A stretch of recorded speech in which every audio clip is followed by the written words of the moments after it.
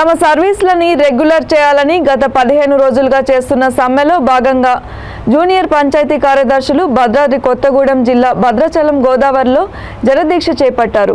గోదావరి నది స్నానఘట్టాల వద్ద నదిలో దిగి నిరసన వ్యక్తం చేశారు. గత 4 ఏళ్లుగా కాంట్రాక్ట్ బేసిస్లో విధులు నిర్వహిస్తున్నప్పటికీ ప్రభుత్వం తమని గుర్తించడం లేదని, పర్మనెంట్ చేయడంలో ఇబ్బంది పెడుతోందని ఆవేదన వ్యక్తం చేశారు. పవిత్ర పుణ్యక్షేత్రమైన భద్రాచలం గోదావరి నదిలో జలదీక్ష చేస్తే ముఖ్యమంత్రి తమ ఆవేదనని వింటారనే ఉద్దేశంతో ఈ నిరసన చేపట్టినట్లు తెలిపారు.